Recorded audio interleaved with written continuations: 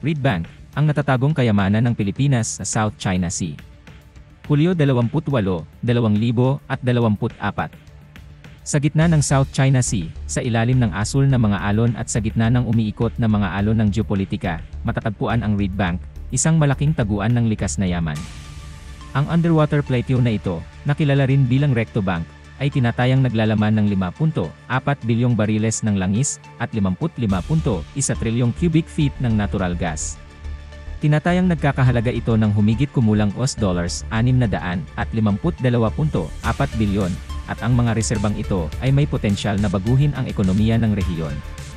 Pero ang kwento ng Reed Bank ay hindi lamang tungkol sa langis at gas, ito ay isang kwento ng kasaysayan, mga legal na laban, at internasyonal na diplomasya. Ang kayamanan ng Reed Bank. Ang mga kamakailang survey at exploratory na misyon ay nagbigay diin sa malaking potensyal ng hydrocarbon ng Reed Bank, na inihahambing ang mga reserbang nito sa mga bansang mayaman sa langis tulad ng Mexico at Norway. Isipin ang ekonomikong pag-unlad para sa Pilipinas, isang bansang nasa bingit ng isang enerhiya na muling pagkabuhay, na gumagamit ng mga reserbang maaaring magpatakbo sa kanilang pag-unlad sa mga darating na dekada. Kasaysayan at legal na konteksto. Ang pag-angkin ng Pilipinas sa Reed Bank ay hindi lamang tungkol sa ekonomikong kita, ito ay malalim na nakaugat sa kontekstong kasaysayan at internasyonal na batas.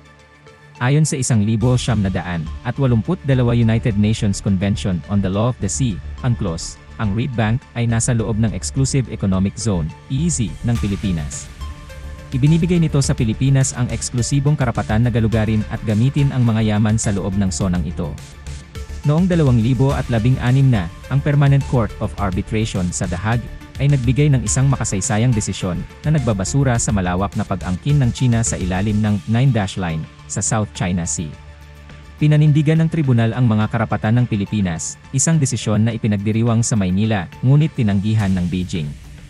Ang hatol na ito ay nagbigay diin sa kahalagahan ng internasyonal na batas at mapayapang paglutas ng mga alitan, mga prinsipyo na mahalaga sa pagpapanatili ng katatagan sa rehiyon.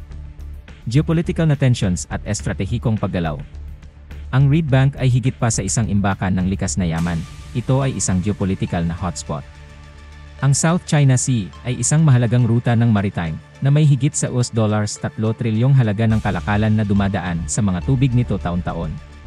Ang mga magkakapatong na pag-angkin sa teritoryo ay nagdulot ng sunod-sunod na naval standoffs, diplomatikong protesta, at pandaigdigang debate sa kalayaan ng paglalayag at ang pamamahala ng batas. Sa mga kamakailang pag-unlad, ang Pilipinas ay nagsasagawa ng mga aktibong hakbang upang itaguyod ang kanilang soberanya at paunlarin ang mga yaman ng Reed Bank. Inihayag ni Pangulong Ferdinand Marcos Jr.